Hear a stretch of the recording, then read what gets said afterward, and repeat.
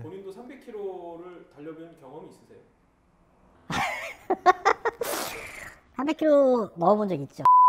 성정체성이 한번 왔다 갔다 할 뻔했던 적 있죠, 예전에. 편협하고 뇌피셜 가득한 TV는 차량을 싣고. 자, 본 채널은 매우 편협하고 뇌피셜이 가득할 수 있습니다. 시청이 불편하신 분들은 좋아요와 구독하기를 꼭 눌러주세요.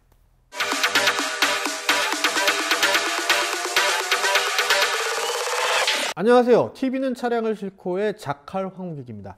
자, 자동차 애니메이션 지난번에 이니셜 D를 했는데 어쩌다 보니까 두 번째 편까지 왔네요. 자, 두 번째 편은 왕관 미드나잇에 대해서 한번 썰을 풀어보려고 합니다.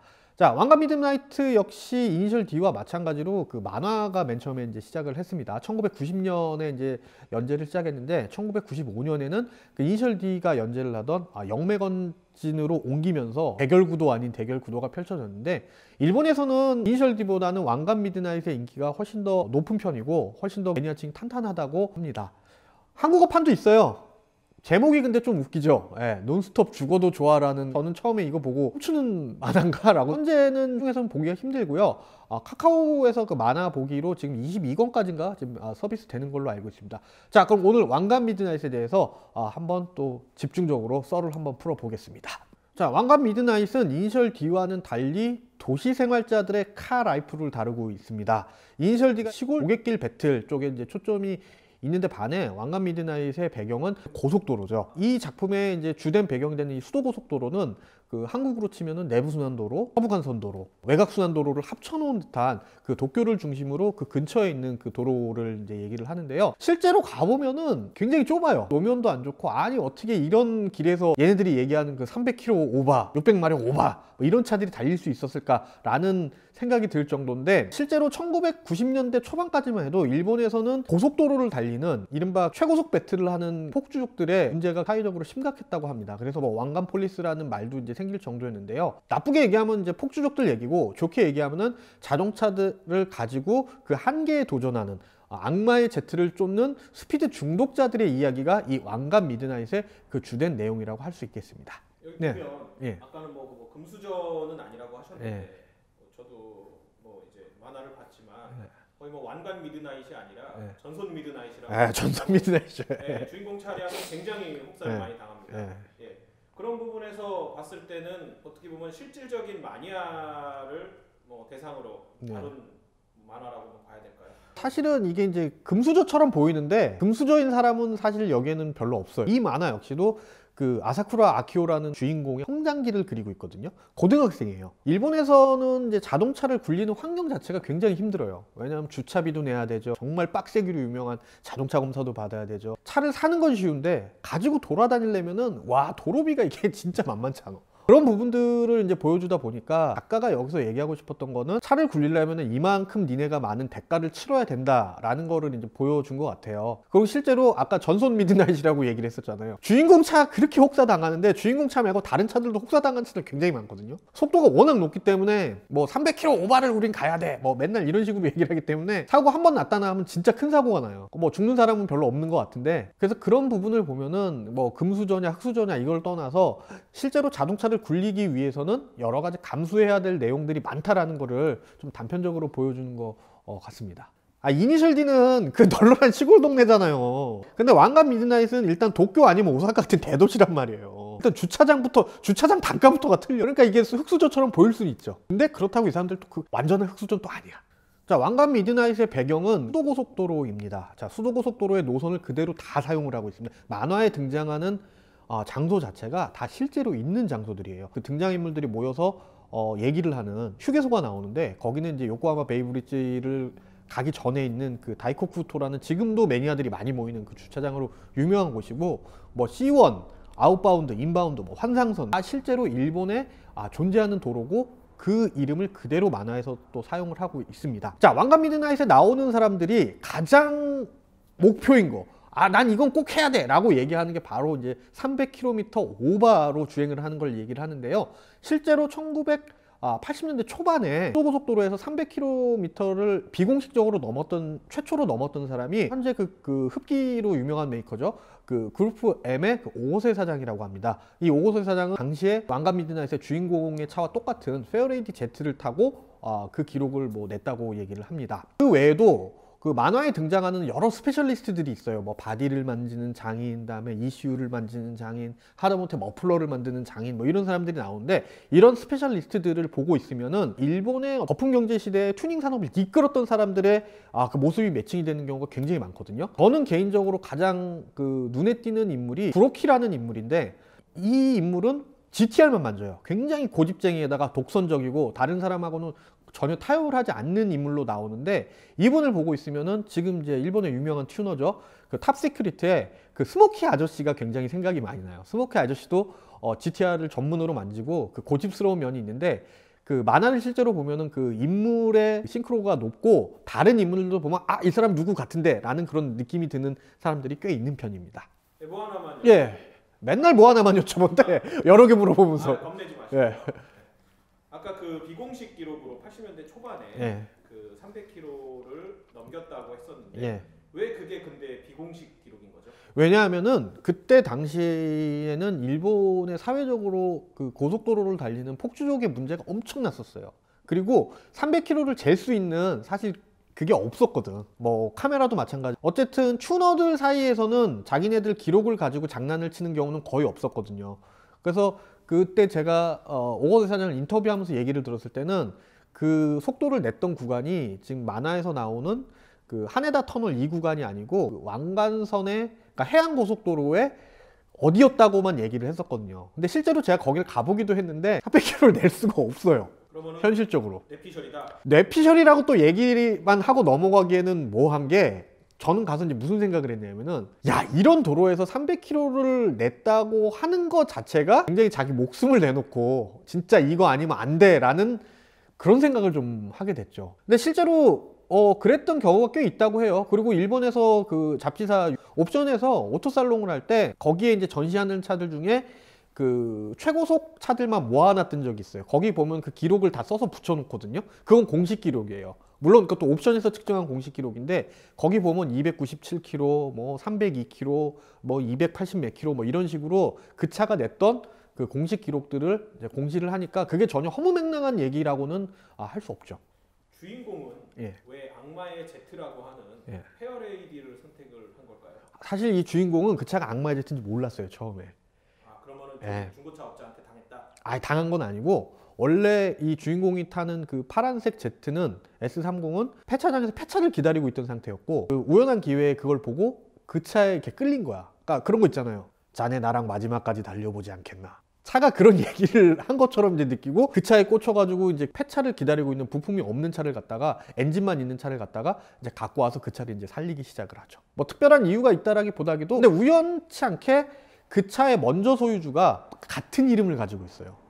둘 다 아키오라는 이름을 갖고 있는 거에서부터 이제 스토리가 시작이 되게 되고, 그 징크스에 의한, 사람이 차를 다루는 게 아니라 차가 사람을 다룬다는 거에서부터 이제 스토리가 시작이 되게 되죠. 그래서 악마의 제트라는 이름이 붙은 겁니다. 우리나라 같은 경우에는 폐차를 앞둔 차를 예. 다시 그 전 주인의, 예. 현 주인의 동의 없이 부활시키는 거는 불가능하지 않나요? 예, 거의 우리나라는 말소를 하면은 그냥 그걸로 끝이에요. 다시 살릴 수 있는 방법이 없어요, 자동차. 처음부터 다시 등록을 해야 되는 건 있는데 굉장히 번거롭고 돈도 되게 많이 들어가요. 근데 일본 같은 경우에는 중간에 이제 말소를 했다가, 물론 돈이 많이 들어가긴 하지만 다시 살릴 수 있는 방법이 있거든요. 그러니까 생각보다 어렵진 않아요. 우리나라 기준으로 쳤을 때 예. 악마의 제트는 예. 대포차가 아니고서는 그러면 안 되는 거였네요. 뭐 거의 그렇다고 봐야겠죠.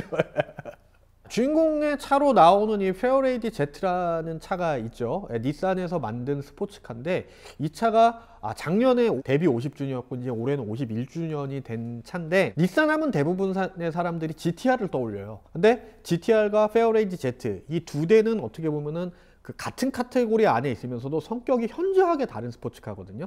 GTR은 무조건 이기기 위한 숙명을 갖고 태어났어요.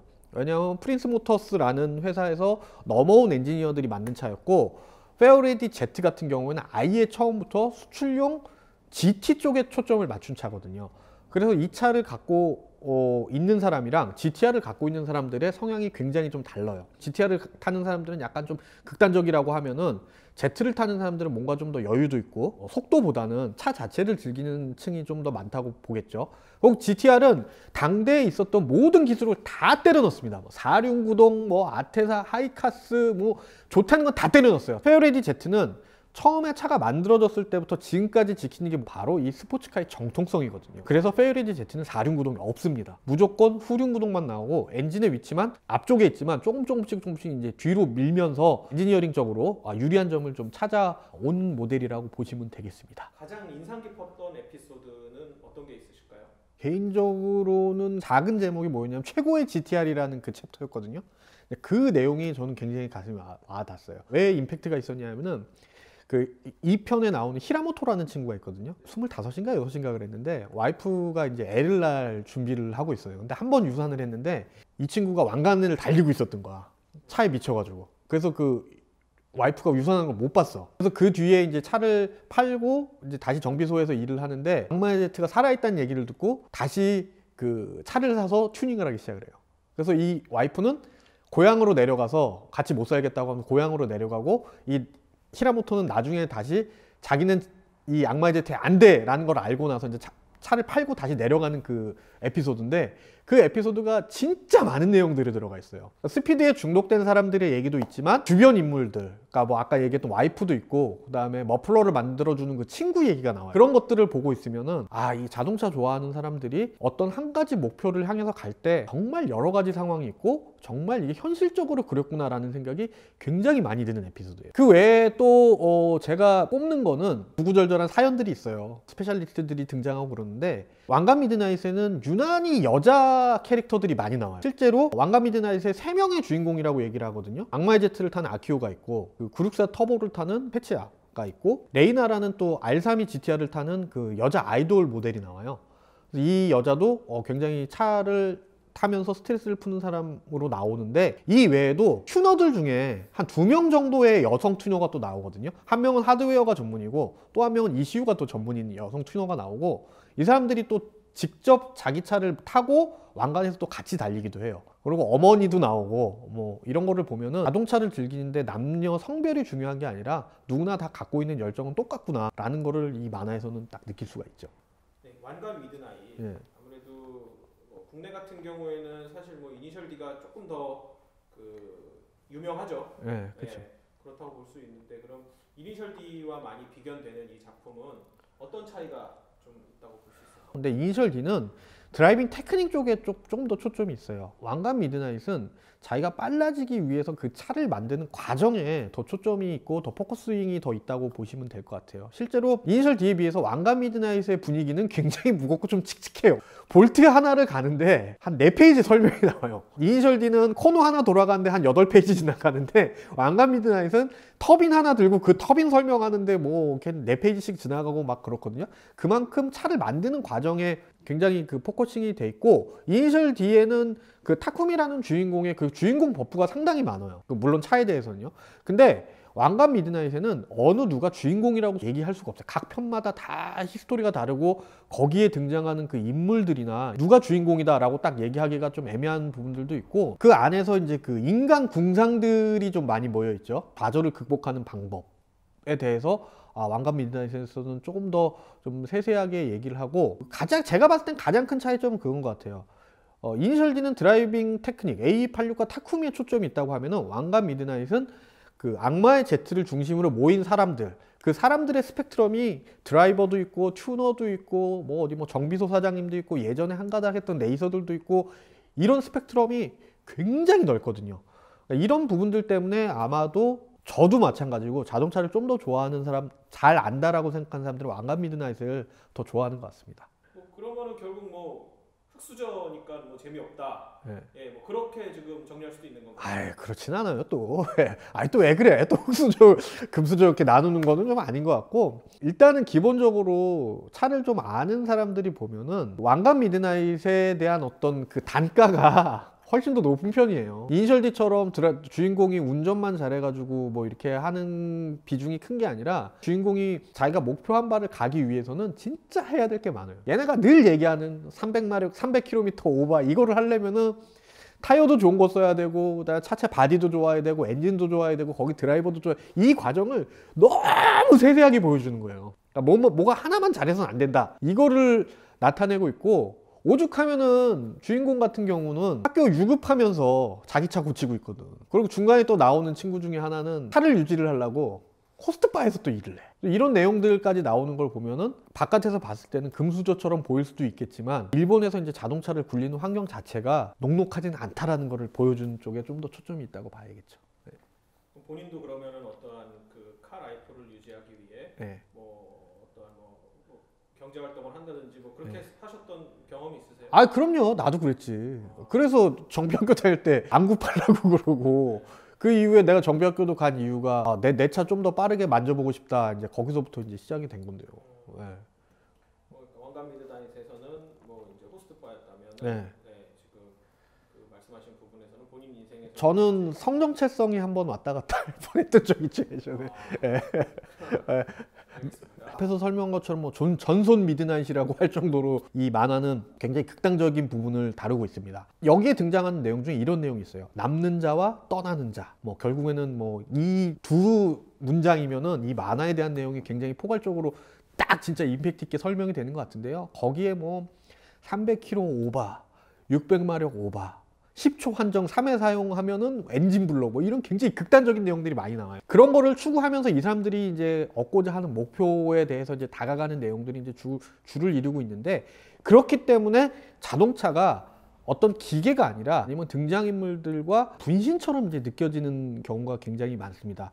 이런 현상은 1990년대에 일본의 그 경제 성장이 한참 이던 시절에 많이 나타났는데 자동차 튜닝 산업의 어떤 단면을 보여준다라고도 할 수 있습니다. 이렇게 극한으로 치닫기 위해서는 해야 할 게 굉장히 많다라는 얘기들을 여러 번 나옵니다. 작은 것 하나도 이제 소홀할 수 없는 그런 내용들이 이제 굉장히 세세하게 나오는데요. 그 키타미 아저씨 있잖아요. 지옥의 튜너라고 얼굴 이렇게 상처 있는 키타미가 뭐를 작업을 하나 하려면은 그 작업을 바로 하는 게 아니에요. 앞에 설명이 굉장히 많어.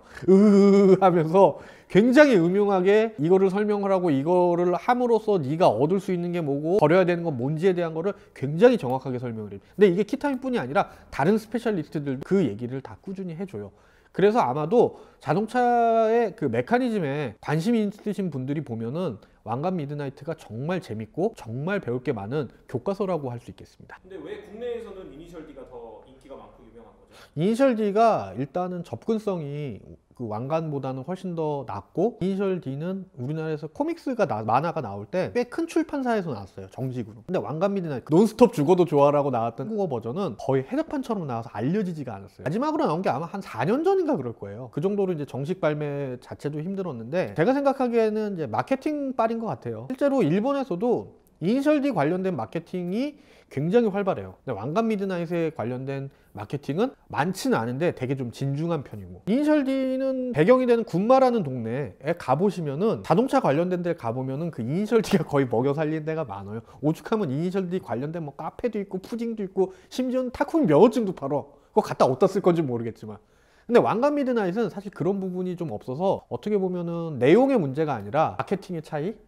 라고 볼 수 있을 것 같아요. 야, 왕관 미드나잇 저 정말 재밌게 봤습니다. 아직까지도 국내에 이제 정식 발매된 게 많지가 않아가지고 앞으로도 좀 기대를 걸어볼 만한데 솔직히 얘기하면은 눈 크기 빼고는 사람들이 다 똑같이 생겼어요. 그래서 중간 넘어가면은 누가 누군지 사실 잘 구분이 안 될 때도 있어요. 앞에 찾아봐야 되는 경우도 있는데 자동차로 이제 등장인물들을 구분을 하는 정도까지 되면은 정말 그 매니아라고 할 수 있겠죠. 차에 대한 내용들보다도 왕관 미드나잇에는 그 인간적인 내용들이 굉장히 많습니다.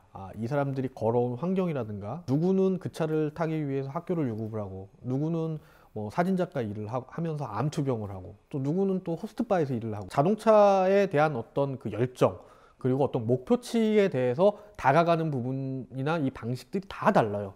그리고 그 안에 등장하는 그 각 분야의 스페셜리스트 이 사람들이 해주는 조언들 실제로 왕관 미드나잇에 나오는 사람들은 적을 지고 있는 사람들이 별로 없어요. 다 어떻게 보면은 자동차를 좋아하는 경쟁자이자 동료 그다음에 좋은 친구로서 그 길 이끌어 나가는 걸 보면은 굉장히 부러운 모습이긴 합니다. 저도 언젠가는 꼭 해보고 싶은 차 좋아하는 사람들끼리 딱 모여서 자기 잘할 수 있는 걸 이렇게 해보자 라는 프로젝트를 진행하고 싶다는 생각도 굉장히 많이 드는 작품이었습니다. 키로에 대한 어떤 상징적인 네. 그런 이제 내용을 담고 있는 건데 어떻게 보면 그거에 이 964 터보는 좀 안 맞는 게 아닌가요? 시대적인 상황을 봐야 되죠. 여기서 포르쉐가 거의 주인공이랑 동급으로 나오는 이유가 있어요. 왜냐하면은 일본에서 스포츠카를 생산하는 회사 중에 가장 매니아층이 두터웠고 가장 기술적으로 앞서간다라고 얘기했던 회사가 닛산이거든요. 닛산은 포르쉐 터보에 대한 얘네가 뭔가 얘기는 정확하게 하지 않지만 라이벌 의식 같은 게 있어가지고 실제로 R35 GTR 나왔을 때 다이나모에서 수치조차도 포르쉐 터보랑 똑같이 만들었었거든요. 어떤 그런 목표치로서 이제 포르쉐가 거기 이제 등장을 하는 거죠. 그리고 만화의 배경 자체가 그 거의 90년대 초반 얘기다 보니까 아무래도 그때는 이제 공랭식 포르쉐가 많던 시절이죠. 터보를 가지고 일본 튜너들이 워낙 많이 만들었어요. 수입차뿐이 아니라 내수형 스포츠카에도 터보 모델들이 굉장히 많이 나오던 시절이다 보니까 포르쉐가 어떤 그 목표점이 된 거죠. 근데 이게 얼마나 미친 짓까지 했었냐면은 만화에도 나오는데 그 964 터보를 갖다가 나중에 바디가 못 버틴다고, 출력을 바디가 못 버틴다고 앞뒤를 잘라가지고 스페이스 레이스 프레임으로 만들어서 붙이고 거기다 풀카본 카울까지 씌운 얘기까지 나와요. 그러니까 그 정도로 왕관 미드나잇에 나오는 사람들이 차 쪽에서는 극단의 그냥 끝판왕 아닌 거예요. 그냥 말 그대로 한국어 제목이 논스톱 죽어도 좋아였다고 얘기했잖아요. 진짜 이 사람들 300km만 넘어가면은 성명이고 뭐고 다 필요 없는 거예요. 그냥 막 바디가 구겨지고 뭐하고 거기만 넘어가면 되는 거지. 그 목표를 향해서 가는 것 자체가 어떻게 보면 자동차 매니아로서는 되게 희열감을 느껴주는 그런 카타르시스가 있었죠. 실제로 그 완간 도로를 가보셨나요? 네. 왕관선이 뭐냐 하면은 그 해안도 고속도로를 왕관선이라고 얘기를 해요. 일본식으로 읽으면 이제 왕관이 되는데 수도 고속도로 중에 이제 도심 구간에 이제 C1, 뭐 C2 뭐 이렇게 인바운드 아웃바운드에서 도심 순환선이 있고 이 만화의 배경이 되는 데는 그 주로 이제 해안선 쪽이에요. 그러니까 그게 도쿄에서 치바, 그러니까 치바에서 도쿄 거쳐가 요코하마까지 가는 그 고속도로를 얘기를 하는데 달려봤죠. 물론 좋은 차 가지고 달려보진 않았어요. 여기서 이 사람들이 정말 300km를 달렸다고? 라는 생각을 하기에는 사실 제가 간이 너무 작아요. 저희는 믿지만 뻥치시면 안 되거든요. 결국 다 잡아낼 수 있기 때문에. 그럼 뭐 통행료 같은 거 간단하게 뭐 설명을. 와, 통행료 미치죠. 어마어마하지. 그리고 이 톨게이트가 얼마나 웃기냐면은 정말 못 빠져나가는 데 있어요. 그래서 뭐 한 5분 갔는데 200엔입니다. 다음에 갔는데 거기도 진짜 5분도 안 됐는데 또 500엔입니다. 이런 구간들이 굉장히 많고, 왕관 미드나잇에 나오는 구간 중에 카네다 해저 터널이라고 나오는 구간이 있어요. 거기가 아까 도쿄 아쿠아라인 고속도로인데 우미오타로 휴게소가 있는 거긴데, 거기 같은 경우에는 바다 밑으로 반은 바다 밑에 터널이고 반은 그 바다 위로 있는 고속도로거든요. 거기 통행료가 편도가 한 3,800엔 정도 돼요. 그러니까 왕복을 하면은 벌써 한 7, 8만 원쯤 나간다는 얘기죠. 그게 제일 긴 구간이고, 나머지 도심 구간은 가면 아까 얘기한 대로 5분 가면 200엔 내야 되고 또 5분 가면 뭐 500엔 내야 되고 이런 데들이 있어서 나중에 이제 톨게이트비 정산을 해보면은 전체적으로 보면은 일본은 제가 렌트카 가지고 다녀보면은 300km 정도를 다닌다고 생각을 하면은 통행료가 한 15만 원에서 한 17만 원 정도 평균 봐야 돼요. 근데 도심에서 수도고속도로 같은 그 도심순환 고속도로를 타게 되면은 그 비용이 더 올라가죠. 엄청 비싸요. 아우토반처럼 속도 제한이 없는 도로인가 이런 생각을 할 수 있거든요. 실제로 어떠냐면은 수도고속도로의 도심 구간 같은 경우에는 제한 속도가 40km인데도 있어요.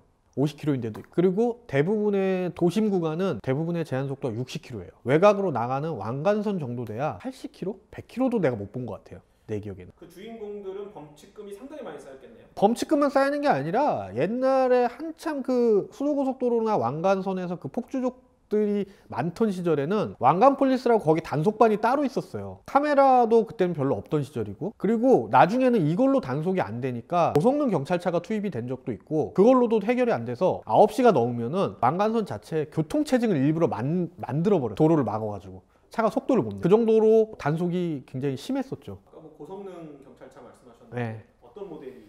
고성능 경찰차로는 제가 알기로는 소아라가 있었어요. 소아라가 600마력짜리 소아라가 일반 차처럼 돼 있는 차가 단속을 다녔던 걸로 제가 알고 있어요. 전 제 옛날 여자친구한테 그 얘기를 들었거든요. 보라색이었는데 하여튼 저거 조심해야 된다고, 저 경찰차 같다고 얘기를 했는데, 그런 그 아멘 경찰인데 일본에서 이제 아멘 경찰이라고 하면 이제 뭐 검은색 차 뭐 이렇게 이런 차를 썼었는데, 그때 당시에는 실제로 튜닝카들이 단속차로 투입되는 경우도 있었다고 합니다. 본인도 300km를 달려본 경험이 있으세요?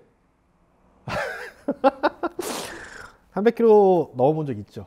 한국에서 넘었고요. 장소를 어디라고 얘기하기는 좀 그래요. 예전에 제가 잡지사 있을 때 시승 갔다가 GPS상으로 304km를 한번 찍어본 적이 있어요. 내부로 크림이라고 부르는 거. 아니 그런데 아니에요. 정말 직선만 한 7km 정도 돼 있는 데서 네, 쏴본 적이 있죠. 그때 느낌이 어땠냐면은 왕가 미드나잇에 그 얘기가 나오거든요. 100km로 달리면은 주변의 사물이랑 내가 맞춰서 달리는 느낌이 나고 200km가 되면은 주변에 있는 사물은 멈춰 있고 나 혼자 달리는 느낌이 나고 300km가 넘어가면은 주변에 있는 모든 사물이 나를 향해서 달려온다라는 그 내용이 나와요. 막상 300km 뭐 저도 300km 쫙 넘어서 쫙 계속 간 건데 크루징을 한 건 아닌데 계기판을 보면서 막 신경이 곤두서서 가다 보니까 사실 그 느낌을 느끼려면 좀 여유가 좀 있어야겠더라고요. 이를테면은 주변에 얘들이 나를 향해서 달려온다라는 걸 볼 정도의 여유는 있어야 되는데 계기판이 일단 250을 딱 넘어가고 나니까 그때부터는 온몸에 신경이 곤두서가지고 그러니까 시야가 굉장히 좁아지더라고요. 요만큼밖에 주변이고 뭐 아무것도 안 보이고 그래서 304km를 그때 이제 비공식으로 한번 기록한 적이 있죠. 공식이라고는 얘기 못 하고요. 어떤 차로? 모델까지는 제가 말씀을 못 드리고요. 벤츠였습니다. 벤츠 중에 좀 고성능 모델이었어요. 참고로 세단은 아니었습니다. 과연 포르쉐에서도 GTR에 대한 부분을 그렇게 인정해주고 의식을 할까요? 전혀 인식을 안 하진 않을 거예요. 왜냐하면 과거에는 그냥 일본 차하고 그냥 퉁쳐버렸는데 기술적으로나 이쪽이 많이 따라왔거든요. 실제로 그러니까 제 경험상 그 현존하는 그 4륜구동 시스템 중에 저는 가장 정밀하다고 생각을 하는 게 그 아테사하고 그 하이카스 GTR에 들어간 그 시스템이거든요. SUV에도 쓰이지만 스포츠 4륜구동 중에서는 가장 정밀하게 움직이고 그게 저랑 잘 맞아서 그런 걸지도 모르겠어요. 어쨌든 그 움직임이나 반응 속도에 있어서는 뭐 포르쉐가 됐든 뭐가 됐든 이거보다 저는 훨씬 더 빠르다고 생각을 해요. 그리고 닛산 같은 경우에는 그 유럽 메이커에 대한 경쟁의식 목표치가 계속 있었거든요. 뭐 GTR 같은 경우에는 1세대, 2세대까지 말고 우리가 이제 흔히 알고 있는 그 R32 GTR도 개발을 뉘른부르크링에서 했었어요. 그때 4시간 만에 뭐 터빈이 퍼져가지고 이거는 뭐 우리의 뭐 수치다 뭐 이러면서 차를 계속 개선해서 나중에 이제 완제품을 만들었다고 얘기를 하는데 그만큼 GTR이라는 차 자체가 갖는 일본 내에서의 그 위상이라든가 아니면 어떤 상징성이 굉장히 높은 차라고 할 수 있겠죠. 근데 이 차가 목표로 하는 거는 어쨌든 포르쉐라는 차가 목표가 있고 과거에 GTR이 경쟁을 했던 차 중에 하나도 포르쉐가 꽤 많이 있었거든요. 그러다 보니까 이제 발전해서 지금 GTR이 거의 뭐 세계에서 인정받는 누구나 다 갖고 싶어하는 그런 스포츠카 반열에 올라갔죠. 네. 대단한 차죠. 네.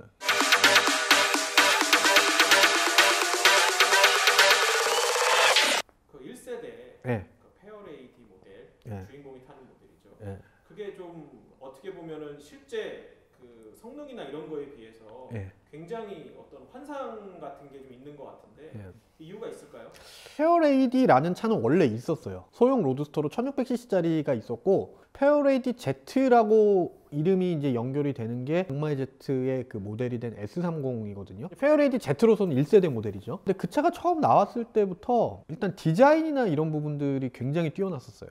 대량 생산에 많이 팔겠다라는 목표로 만들어진 차라 뛰어난 성능이나 뭐 이런 차는 아니었거든요. 근데 그 일단 디자인에서 먹고 들어가는 차다 보니까 거기에 대한 이제 향수를 많이 갖고 있죠. 그 시절의 차들 중에 굉장히 그 좀 독보적인 디자인을 가지고 있어요. 69년, 70년대에 나왔던 그 차들 중에. 그래서 이런 향수들이 있고 일본 사람들도 많이 갖고 있는데 분노의 질주 보면 그 성강이라고 나오잖아요. 한이 베일사이드 포춘을 타고 가다 이제 사고가 나는데 이번에 또 최신편의 한이 또 나온다고 얘기를 하는데 성강이 오랜 시간 차를 사서 복원을 했던 차가 보거라는 별명, 후가라는 별명을 가진 차가 있는데 굉장히 유명한 차거든요. 그 차의 원형도 S30 페어레이디 Z예요. 하얀색인가 은색이었나 그랬는데 그래서 그 작업하는 거를 성강이 자기 그 SNS에다 다 이렇게 올렸었는데 그만큼 어쨌든 자동차 좋아하는 사람들 사이에서는 S30 페어레이디 Z라고 하면은 그 이후의 페어레이디 Z보다도 좀 더 특별하고 좀 더 아이코닉한 그런 느낌을 갖고 있는 차라고 보는 게 맞죠.